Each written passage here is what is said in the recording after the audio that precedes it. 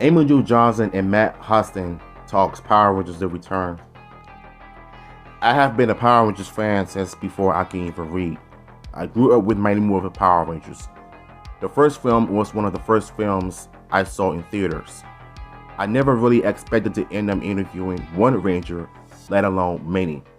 But today's episode features one second original Ranger, Amy Jo Johnson, aka the original Pink Ranger Kimberly. Amy was kind enough and enjoyed our interview enough to call her own co-writer, Matt Hotson, as soon as we wrapped our interview to make him jump on. Together they have written a new comic book from Boom Studios called Power Rangers The Return, which you can get now anywhere you get your own comics. Power Rangers The Return brings us back to Angel Grove years after the Power Rangers have disbanded.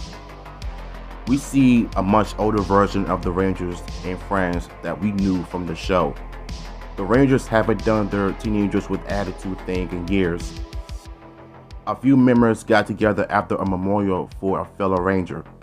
Things from there get a headache that a quiet life that Kimberly thought she finally had would be slipping through her fingers. Amy Jo Johnson has done much since her Power Ranger days, which includes directing and becoming a singer and songwriter. We discussed creating art from all different angles that she had a hand in. We discussed the co-writing process at length with each writer, but at separate times. And an interesting interview to listen in order to see how each side of a duo works and sees the other in the process. Amy also talks about how writing a comic has been Matt's dream for some time. We get to hear how happy she was for him on the day of the release. Then we get to hear it straight from him. We discussed putting art out into the world, but it was very exciting getting to hear on the day that someone's dream came true. So basically this article talks about the interview that he had with Amy Jo Johnson and them. And honestly, it's good that she and her boyfriend are doing a good job on this issue. And I'm looking forward to maybe 5 issues down when we get to a conclusion to have a perfect send-off of the original Mighty Morphin crew.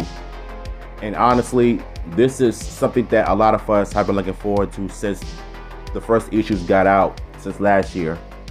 And so now that it's finally out and everybody on YouTube is enjoying the issue and how much it's bringing out the emotional side out of them because of how good the writing is.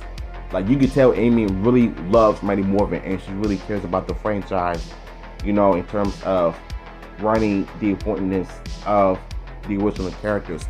I've already done my last video on how she touched on Dewey's Train and how much the fans really loved her and they didn't really want to revisit their characters without revisiting Train's character. So that I can understand why that she wanted to include all of Trini's memories into the series, because without her it wouldn't be Mighty Morphin. So I wouldn't be surprised to see bits of Tommy Oliver in the storyline, which I know fans are definitely looking forward to that the most. So link to the article will be down below and I'm gonna catch y'all.